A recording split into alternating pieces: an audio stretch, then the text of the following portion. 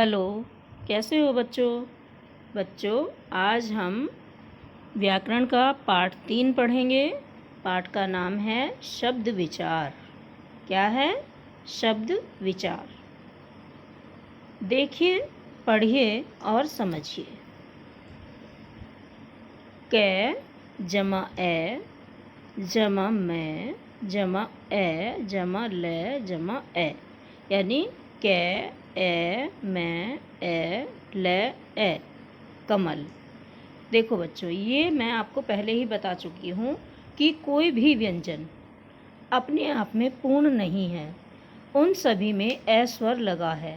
इसीलिए सब व्यंजन के साथ में ए बोला जाता है। जब उनको अलग किया जाता है तो ए को भी अलग किया जाता है। ठीक है? तो कै ए मैं ले कमल, ऐसे ही मैं ओ रे ए मोर, भै आ ले ऊ भालू। बच्चों, ऊपर दिए गए तीनों शब्द अलग अलग ध्वनियों के मेल से बने हैं। शब्द की रचना एक से अधिक ध्वनियों के मेल से होती है। शब्द के बारे में निम्नलिखित बातें ध्यान रखनी चाहिए। नंबर 1, प्रत्येक शब्द का कोई न कोई निश्चित अर्थ होता है। प्रत्येक शब्द का कोई न कोई निश्चित एक अर्थ होता है, क्योंकि बिना अर्थ के कोई भी शब्द पूर्ण नहीं होता और ना ही उसे पूर्ण कहा जा सकता है। वह अधूरा शब्द होता है, यानी जिसका कोई अर्थ नहीं होता वह शब्द नहीं हो सकता। नंबर 2, जिस शब्द का कोई अर्थ न हो उसे शब्द नहीं कह सकते। देखो बच्चों, मैंने भी बताया था आपको और यहाँ भी लिखा है कि जिस शब्द का कोई अर्थ नहीं होता उसे हम शब्द नहीं कह सकते। जैसे मकान शब्द का अपना एक अर्थ है। क्या अर्थ है? मकान को हम घर भी कहते हैं। पर इन्हीं ध्वनियों से बने नमका का कोई अर्थ नहीं है ना? नमका का कोई अर्थ नहीं है। इन्हीं ध्वनियों से बना है, लेकिन इनका कोई अर्थ नहीं है। अतः यह शब्द नहीं है। अतः ये शब्द नहीं है। शब्द अपने में स्वतंत्र होते हैं। शब्द अपने आप में स्वतंत्र क्यों होते हैं? क्योंकि उनका एक अर्थ होता है, और जब उनका अर्थ होता है तो वह स्वतंत्र यानी आज़ाद शब्द हैं। दो या दो से अधिक ध्वनियों के मेल से बनी स्वतंत्र एवं अर्थवान रचना शब्द कहलाती है। बच्चों, ये इसकी परिभाषा है। इसके शब्द की क्या परिभाषा है? दो या दो से अधिक ध्वनियों के मेल से बनी स्वतंत्र एवं अर्थवान रचना शब्द कहलाती है। अब शब्दों का वर्गीकरण। यूँ तो शब्दों का वर्गीकरण कई आधारों पर किया जाता है, पर यहाँ हम 2 प्रमुख आधारों की चर्चा करेंगे। ये हैं, नंबर 1, शब्द विकार के आधार पर। नंबर 2, अर्थ के आधार पर। शब्द विकार के आधार पर और अर्थ के आधार पर। चलिए बच्चों, आगे चलते हैं। देखिए, शब्द विकार के आधार पर। कै विकारी शब्द।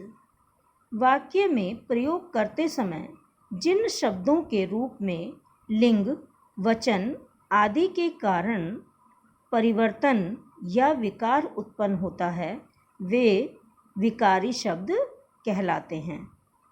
हिंदी में विकारी शब्दों के अंतर्गत संज्ञा, सर्वनाम, विशेषण तथा क्रिया शब्द आते हैं। देखिए उदाहरण। इनके उदाहरण क्या हैं बच्चों? जैसे संज्ञा में लड़का मूल रूप होता है लड़का, और विकारी क्या है? लड़के, लड़कों, लड़कों आदि। ये क्या है? ये विकारी शब्द हैं। सर्वनाम वह, उसे, उसको, उससे, उसमें आदि। ये शब्द विकारी हैं, यानी इसके मूल रूप से बने हुए अन्य शब्द। विशेषण अच्छा, अच्छे, अच्छी, अच्छों। क्रिया चलना, चल, चले, चलो, चलिए, चलूं आदि। अब ख, अविकारी शब्द। वाक्य में प्रयोग करते समय जिन शब्दों के रूप में कोई परिवर्तन नहीं होता, अर्थात जो वाक्य में यथावत रूप में बने रहते हैं, वे अविकारी शब्द कहलाते हैं। अविकारी शब्द वर्ग में क्रिया विशेषण, संबोधन, संबंध बोधक, समुच्चय बोधक तथा विस्मय आदि बोधक शब्द आते हैं। देखिए उदाहरण। अब यहाँ इनके उदाहरण देखते हैं। देखो, क्रिया विशेषण में क्या क्या आता है। क्रिया विशेषण यहाँ, वहाँ, कहाँ, कल, आज, अब, धीरे, जल्दी, तेज आदि। और संबंध बोधक में यानी एक वाक्य को अन्य शब्दों से जोड़ने के लिए, जैसे ने से राम ने पुस्तक पढ़ी। राम का संबंध किससे जोड़ा गया? पुस्तक से पेड़ से आम गिरा।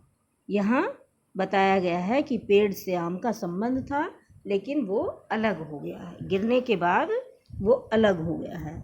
ऐसे ही इसके और उदाहरण हैं, जैसे को, में, पर, के, ऊपर, से, नीचे आदि। समुच्चय बोधक और, या, किंतु, परंतु, अथवा आदि। विस्मय आदि बोधक, इसमें शाबाशी दी जाती है और जो हमारे मन के भाव होते हैं, अचानक उठने वाले भाव, उनको प्रकट किया जाता है, जैसे अरे, हाय, उफ, शाबाश आदि। अब अर्थ के आधार पर शब्दों के निम्नलिखित भेद किए जाते हैं। एकार्थी, अनेकार्थी, पर्यायवाची या समानार्थी तथा विपरीतार्थक या विलोम शब्द।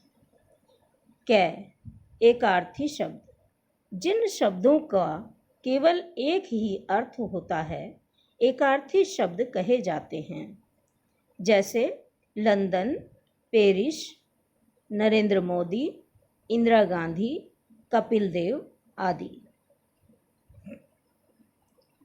अनेकार्थी शब्द, एक से अधिक अर्थ देने वाले शब्द अनेकार्थी शब्द कहलाते हैं, जैसे अर्थ धन, प्रयोजन, अंबर, वस्त्र, आकाश, प्राण, वायु, जीवन, कुल, सब और वंश। पर्यायवाची शब्द, ऐसे शब्द जिनका अर्थ लगभग समान होता है, पर्यायवाची या समानार्थी शब्द कहलाते हैं, जैसे अग्नि, आग, अनल, पावक, अंधकार, तिमिर, अंधेरा, तम, युद्ध, रण, संग्राम, लड़ाई, रात्रि, रात, निशा, रजनी। विलोम शब्द, परस्पर विपरीत अर्थ का बोध कराने वाले शब्द विलोम शब्द कहलाते हैं, जैसे अंधकार का विलोम होगा प्रकाश, मित्र का शत्रु, अमृत का विष, न्याय का अन्याय, जीवन का मरण और धर्म का अधर्म। व्यक्ति विशेष के नाम एकार्थी शब्दों के अंतर्गत ही आते हैं। बच्चों, ये इसमें विशेष है कि व्यक्ति विशेष के नाम जो होते हैं वो एकार्थी शब्दों के अंतर्गत ही आते हैं, क्योंकि किसी एक व्यक्ति का ही नाम होता है, सभी का नाम नहीं होता। हमने इस पाठ से क्या सीखा? शब्दों की रचना विभिन्न ध्वनियों से होती है। शब्द भाषा के अर्थवान और स्वतंत्र रूप होते हैं। विकार के आधार पर शब्दों के भेद, विकारी शब्द और अविकारी शब्द। अर्थ के आधार पर शब्दों के प्रमुख भेद हैं एकार्थी, अनेकार्थी, पर्यायवाची एवं विलोम शब्द। तो बच्चों, हमने ये पाठ पढ़ा और हमने इसके बारे में जाना। आप इसे अच्छे से पढ़ेंगे और याद भी करेंगे। धन्यवाद।